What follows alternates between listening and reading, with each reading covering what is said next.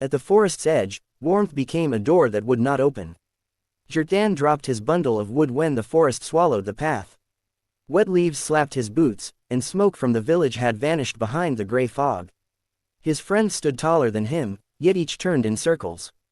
Which direction led home, and which one led deeper among the black trunks? "Stay close," said Jirtdan. His voice sounded small beneath the dripping branches, but he pulled the torn strap around his firewood bundle. 6 children had come from the hillside village at noon. They had laughed while gathering fallen branches for their mother's ovens. Then a crow called from the ridge, the fog rolled through the beech trees, and every familiar stone disappeared. Aiden, the oldest, pointed toward a thin line of smoke beyond the trees. "There is a house," he said. "We can ask for the road." The children followed the smoke until they reached a squat stone house beside a ravine. A door made from rough planks stood open. Inside, a fire crackled beneath an iron pot. The smell of roasting onions made their empty stomachs tighten. Jirtdan stopped at the threshold. Hair clung to the doorframe, thick and dark. A footprint in the mud held both his feet side by side. Before he could warn the others, a shadow bent across the floor. The owner stepped from behind the pot. He was a div, a giant ogre from old mountain tales, with shaggy hair on his arms and shoulders. His yellow eyes moved over the children as though he counted sheep. "Come in, little guests," said the div. His grin showed broad teeth. "Dry yourselves by my fire." The door slammed behind them. Aiden grabbed Jirtdan's sleeve. The div lifted the iron pot lid, and steam curled around his face. "Tonight," he said, "I will eat one child. Tomorrow, another." Jirtdan looked at the barred window, the heavy door, and his friends' pale faces. Then he bowed his head as if he had accepted the div's plan. "A host should first feed his guests," he said. "Even a div knows that." The pot beneath the iron hook. The div laughed until the spoons on the wall shook. "I have onions, bread, and a goat bone," he said. "What more does a hungry child want?" The div owned the house, but Jirtdan gave the orders. "Eggs," Jirtdan answered. "Scrambled eggs, soft and yellow. My mother says guests cannot think clearly on an empty stomach." The div frowned. "Eggs take time, so does chewing children," said Jirtdan. "You may begin with whoever you choose after supper." The other children stared at him. Jirtdan did not look back. He had seen the div's knife on the shelf, but he had also seen a basket of eggs near the hearth. A creature who wanted an easy meal might resent hard work. The div snatched up the basket. He cracked one egg into the pot. Then another. Shells fell in with the whites. He poked the mixture with a fire iron and scowled when it stuck. "Stir it faster," Jirtdan said from the bench. "Scramble it until every piece is separate." The div stirred. Smoke bit the children's eyes. He added more eggs because the first ones had burned. He stirred until his huge wrist shone with sweat. Each time he stopped, Jirtdan shook his head. "Not yet. My grandmother could make it softer." Aiden's lips pressed together to hide a smile. The smallest girl, Nigger, leaned against his shoulder. Her hands had stopped shaking. At last, the div threw the fire iron down. "Eat," he roared. "Then I will eat you." The eggs lay black at the edges and hard in the middle. Jirtdan broke a piece of bread, placed it on Nigger's palm, and gave a small nod. The children swallowed quickly. When the div carried the pot to the table, Jirtdan whispered, "Do not sleep deeply. Watch my hand." His friends had no strength for brave speeches. They only held each other's sleeves beneath the table. The div ate from the pot with a wooden ladle. Between mouthfuls, he counted the children again. 1, 2, 3, he muttered. "The tiny one first. He will be easiest." Jirtdan raised his voice. "A proper meal needs water. Your eggs have made us thirsty." The div pointed at a clay jar. Jirtdan peered inside. It was dry. "The spring lies down the hill," said the div. "Go fetch it yourself." "I am too small to carry your jar," said Jirtdan. "But you are strong. Bring water in that sieve by the wall. It will keep the spring water clean." The div looked at the wooden sieve. Its holes were wide enough to show the floor beneath it. Still, pride straightened his back. "I can carry water in anything." He seized the sieve and stamped into the night. The door banged shut. For the first time, the children breathed. Nigger whispered, "Why did you send him away?" "To make him tired," said Jirtdan. "A tired div hears less and thinks slower." Outside, water splashed into the sieve. A moment later, the div bellowed. The children jumped. Jirtdan placed one finger over his lips. The div returned with empty hands and wet fur around his knees. The water ran out. "Then patch the holes with clay," Jirtdan said. "The spring is patient. You are the one who is hungry. The div narrowed his eyes, but he turned back toward the hill. Jirtdan watched the door until its shadow swallowed him. He had bought time, not safety. Time was all a small boy could hold in his hands. Water through a sieve. The div made 6 trips to the spring. Each time, clay broke loose from the sieve and water ran down the path. Each time, he returned wetter, louder, and more angry. Pride carried the sieve downhill, and anger carried it back empty.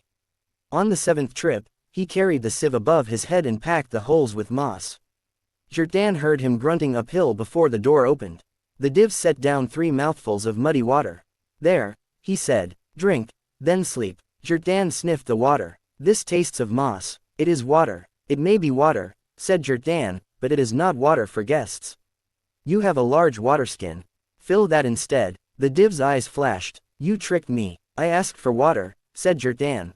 You chose the sieve. For one breath, no one moved. Wind pushed against the roof. The div's hand crept toward the knife shelf. Jirtdan stood on the bench, though his knees felt loose. If you harm us before morning, the village will search these woods. They will find your house. If you keep us alive, they may think we lost the road. The div stared at him. The giant had strength, but he also had a hidden house and a fear of many people with axes. At last he snorted and shoved the waterskin toward Aiden. Fill it, he ordered. All of you go. The tiny one stays. Aiden gripped the waterskin strap. His face tightened. Jirtdan understood at once. The div wanted them divided. No, said Jirtdan. We walk together, or none of us goes. You need all our hands to carry your skin. The div struck the table with his fist. The clay bowls jumped. Then sleep. At dawn, I choose. He dragged a sheepskin across the doorway and lay down behind it. His body blocked the only exit. Soon his breathing rolled through the room like a millstone. The children lay near the cold side of the hearth. Nigger curled around her little brother's hand. Aiden whispered, we should run while he sleeps. He sleeps with one ear open, Jirtdan answered. Wait until he dreams deeply. How can you know? Asked Nigger. Jirtdan listened. The div's breath came in long pulls, then stopped, then began again with a rumbling snore. When he dreams, he talks, Jirtdan said. The children waited. Smoke from the dying fire smelled sharp in their clothes. Beyond the wall, an owl called once, then twice. At last the div mumbled, more eggs. Bring the sieve. Jirtdan rose. He did not feel fearless. His mouth had gone dry, and each floorboard seemed ready to cry out. Yet Nigger watched him with both hands pressed to her chest. He crawled to the door and lifted the iron latch one finger at a time. Aiden passed the children through the narrow gap. Jirtdan went last. A loose plank groaned beneath his heel. The div's snoring stopped. Jirtdan froze in the moonlit yard. Behind him, fur brushed against sheepskin. Then the div said, thick with sleep, is the water ready? Yes, Jirtdan called. It is at the spring. The div grunted and rolled over. Jirtdan ran. The river of cold stones. The children raced between the beech trees. Branches caught their sleeves. Mud sucked at their boots. Jirtdan led them toward the sound of water, because he remembered crossing a river with his father during summer. A wet tree became a bridge for children and a reckoning for the div. Behind them, the house door struck the wall. The div shouted Jirtdan's name. Birds burst from the upper branches. Faster, Aiden called. Nigger stumbled, and her bundle of firewood scattered across the ground. Jirtdan stopped beside her. He could have run ahead. Instead, he pulled her up by both hands and thrust his own bundle into Aiden's arms. Take this, he said. Carry it or leave it. Carry Nigger if she cannot run. Aiden lifted Nigger onto his back. The children moved again, uneven but together. The div crashed through the brush behind them. His heavy steps broke dead branches like dry bread. The river appeared between pale stones, wide with rainwater. Moonlight shook across its surface. A narrow fallen tree stretched from one bank to the other, but its bark was slick. Aiden looked at the water and shook his head.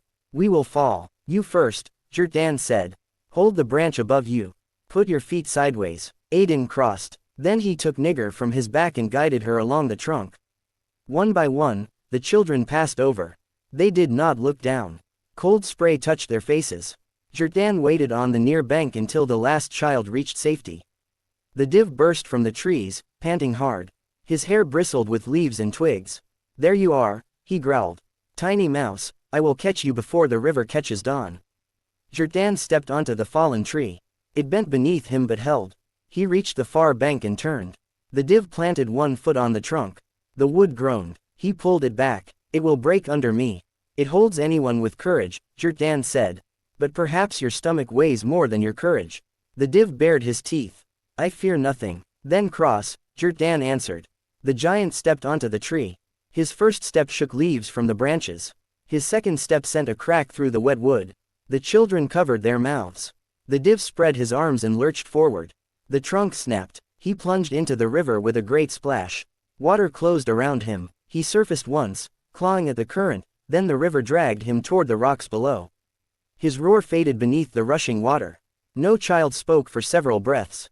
Jirtdan stood with his hands on his knees, shaking from head to toe. Nigger came close and held his sleeve. Were you afraid? Yes, said Jirtdan. He looked at the dark water. But fear can run beside us. It must not choose our road. They followed the river until they found the old ford. Beyond it, a lamp burned in a farmhouse window. A dog barked, then barked again. This time, the sound did not frighten them. The smoke above the village. By morning, the children reached the village path. Their families had gathered near the well with lanterns, shawls, and worried faces. Jirtdan's mother ran to him first and wrapped him in her arms. He smelled smoke, bread, and the wool of her coat. Home answered their footsteps with bread, lanterns, and open arms. Aiden's father took the firewood bundle from his son's arms. Where have you been? He asked, though his voice broke before the question ended. The children pointed toward the forest. They spoke over one another. The stone house, the iron pot, the eggs, the sieve, the river. Adults listened without laughing. They had heard old warnings about divs near lonely ravines, but no one had expected children to meet one. Jirtdan's mother knelt and brushed mud from his boots. You should not have gone so far for branches, she said. I know, Jirtdan answered. But you stayed with the others. Her hands rested on his shoulders. That matters. The village elders sent careful adults to search the forest edge. They found the div's house empty, its door swinging in the wind. At the river bend, they saw a broken wood cot among the stones. No one searched farther. That evening, each family lit its oven with the firewood the children had gathered. Warm bread filled the lanes with its smell. Nigger carried a round loaf to Jirtdan's house and placed it in his mother's hands. For Jirtdan, she said. He gave me his hand when I fell. Jirtdan hid behind the doorframe, embarrassed by the attention. Aiden saw him and laughed softly. Tell us again how you ordered a div to make eggs. I did not order him, Jirtdan said. I only gave him work. The children sat close to the oven while Jirtdan retold the night. This time, they laughed when he described the div carrying water through a sieve. Outside, fog still rested over the distant trees. Inside, fire snapped in the hearth, and nobody faced the dark alone.